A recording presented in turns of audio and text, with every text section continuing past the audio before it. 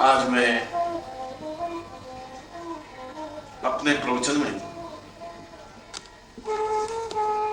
गुरु तत्वों पर थोड़ा प्रकाश डालूंगा।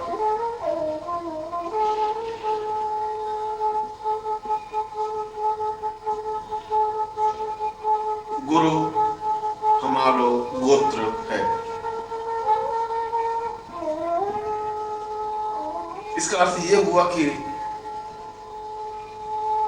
शिष्य में एक नवीन चेतना स्फुरण हुआ, एक नवीन बात उसके मन में आई। उसके मन में यह भावना आई कि अगर मैं केवल गुरु को प्रणाम करता हूं या उसका वंदन करता हूं या उनकी पूजा अर्चना करता हूं या उनको भोग लगाता हूं या उनका दीपक प्रज्वलित करता हूं या गुरु मंत्र का जाप करता हूं, यह तो केवल बाह्य परिधान है, बाह्य आधार है। इसकी अपेक्षा तो मैं स्वयं अपने आप को पूर्ण रूप से समर्पित कर दूं, यह बहुत बड़ी बात है। और अपने आप को पूर्ण रूप से समर्पित करने की पहली क्रिया है कि न मेरा शरीर का अस्तित्व रहे, न मेरे प्राणों का अस्तित्व रहे, न मेरे रक्त का अस्तित्व रहे, न मेरे जीवन का अस्तित्व रहे। जब कोई अस्तित्व ही नहीं, जहां मैं अपने आप को पूरी तरह से मिटा दूं, विसर्जित कर दूं, और शिष्य तो यहां तक सोचता है कि मैं अपने कुल को समाप्त कर दूं, कुल की भी जरूरत नहीं रखूं। मुझे आवश्यकता नहीं है कि मैं किस कुल में जन्म लिया है और मैं किस वंश का हूं। वो कहता है कि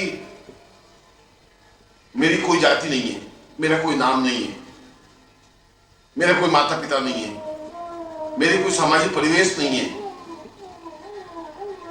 क्योंकि यदि मुझे पूर्णता प्राप्त करनी है, यदि मुझे समर्पित होना है, यदि मुझे समर्पण करना है, तो फिर मेरा किसी प्रकार से कोई अस्तित्व रहे ही नहीं। और मेरा अस्तित्व रहा तो फिर मेरे जीवन का प्रयोजन, मेरे जीवन की सार्थकता ही क्या रही। इसलिए अगर इस शरीर का कोई नाम होगा भी तो गुरु स्वयं अपने आप इसका नाम रखेंगे, क्योंकि आज तक इस नाम से, जो मेरा नाम है, इस नाम से तो मैंने जीवन में छल, झूठ, कपट, असत्य, न्यूनताएं बहुत रखी। उससे क्या लाभ होगा? उन असत्य और झूठ और छल और कपट और सारी गंदगी को लेकर के मैं गुरु के चरणों में समर्पित होऊंगा भी तो कैसे होऊंगा? मैं नया नामकरण चाहता हूं। आज से मेरा नया नाम हो, आज से मेरा नया धर्म हो, मेरी नई जाति हो, मेरा नया परिवेश हो और मेरा नया गोत्र हो। यहां शिष्य का एक नवीन चिंतन, नवीन भावभूमि, नवीन सरणी स्पष्ट होती है।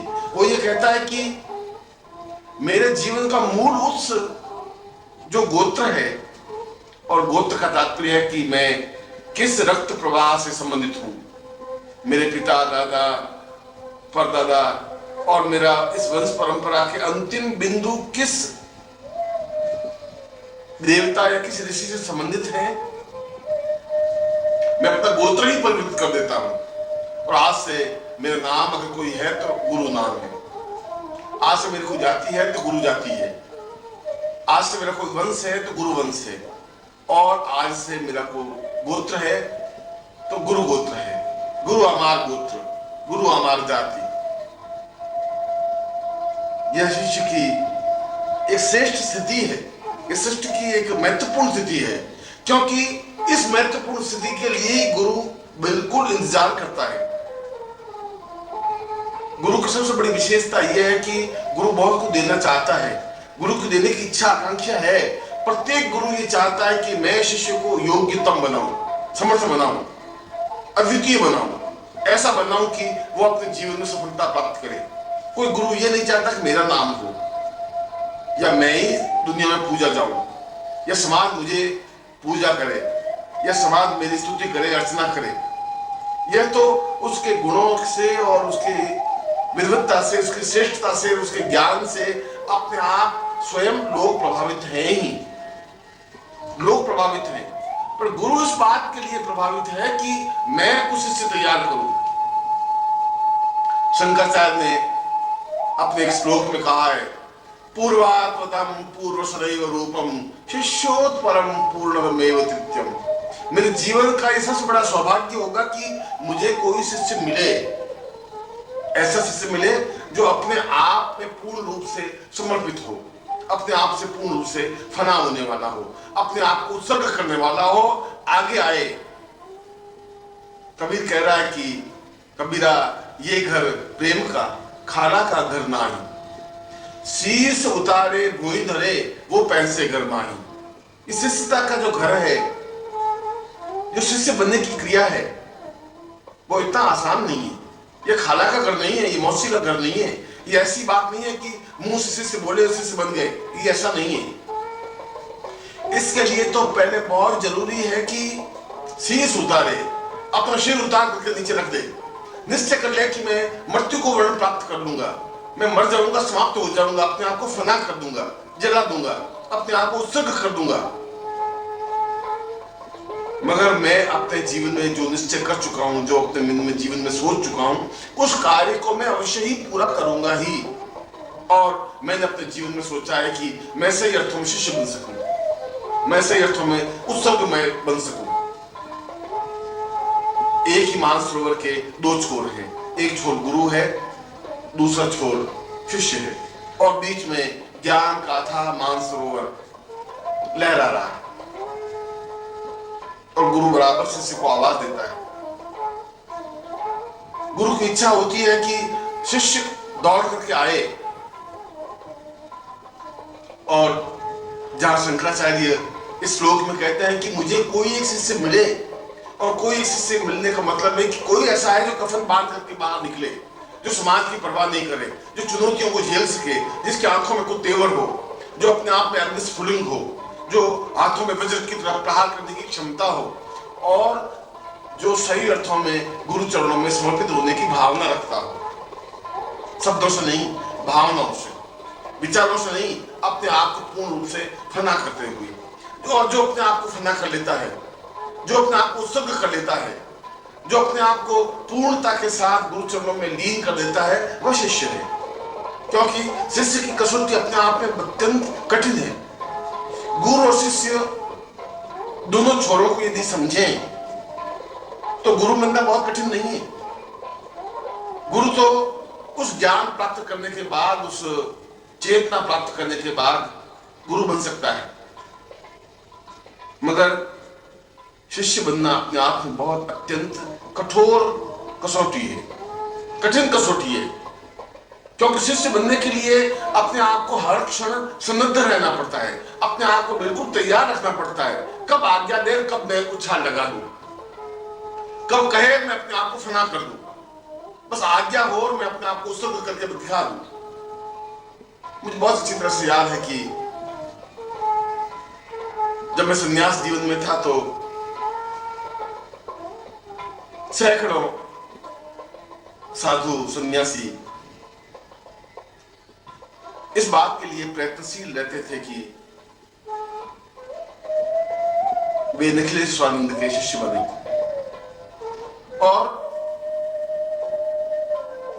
जो निखिलेश्वरानंद का शिष्य बन जाता, जिसको निखिलेश्वरानंद शिष्य के रूप में स्वीकार कर लेते, उसका अपने आप में नाम हो जाता।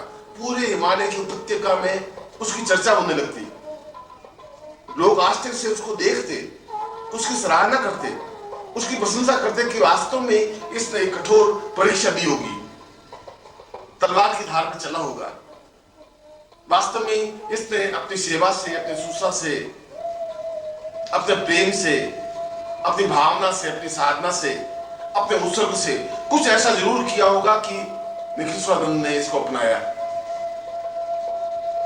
इसको स्वीकार किया। और यदि निखिलेश्वरानंद ने इसको स्वीकार कर लिया है तो फिर इसकी प्रकृति को कोई रोक नहीं सकता, अब ये रुक नहीं सकता, अब ये आगे बढ़ेगा ही। अब इसने अपने जीवन में जो निश्चय कर लिया है वह निश्चय पूरा होगा ही।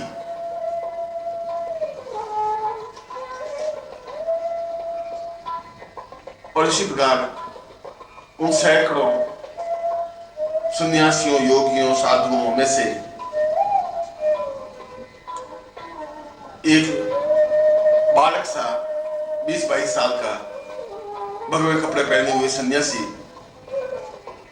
जहां भी निखिलेश्वरानंद जाते वो पीछे पीछे जाता, चाहे सर्दी हो, चाहे गर्मी हो, चाहे बरसात हो। यदि वो कुटिया में होते तो बाहर 24 घंटे खड़ा रहता है, धूप में भी, बरसात में भी, सर्दी में भी।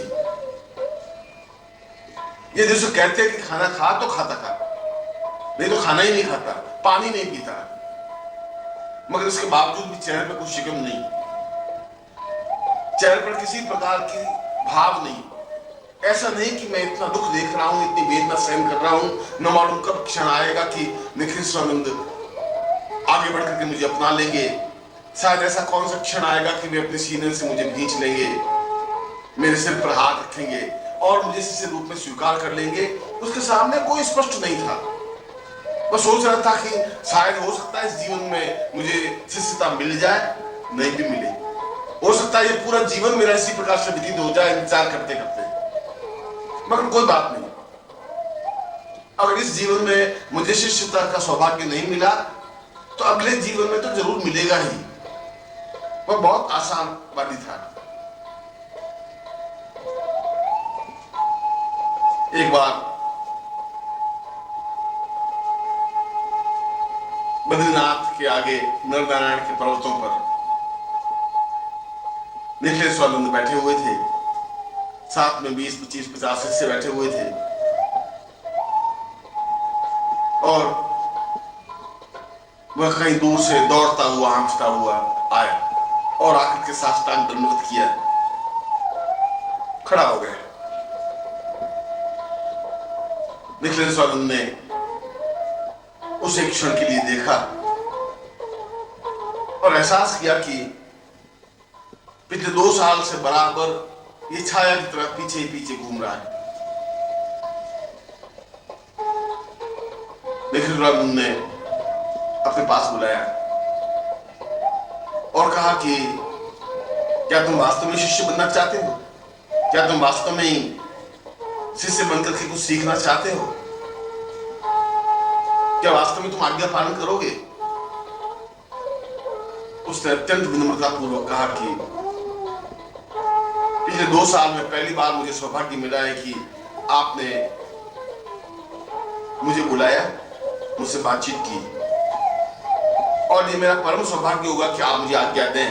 आप आज्ञा दें, मैं आपको आज्ञा पालन करके दिखाऊं।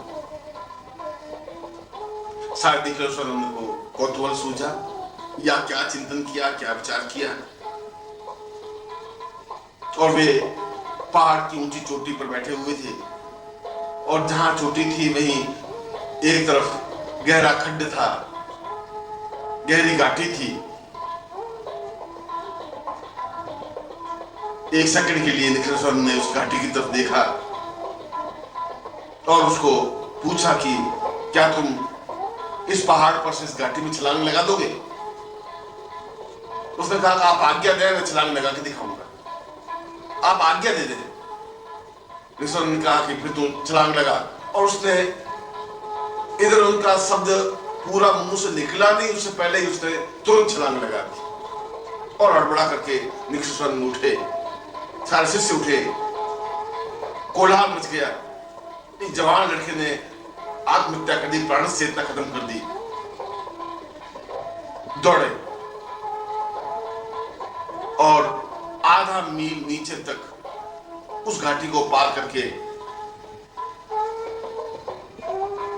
जब देखा तो वह व्यक्ति एक शिला पर ध्यानस्थ बैठा हुआ था और उसके मुंह से केवल निखिलेश्वरानंद गुरुदेव के शब्द निकल रहे थे और कुछ शब्द नहीं था।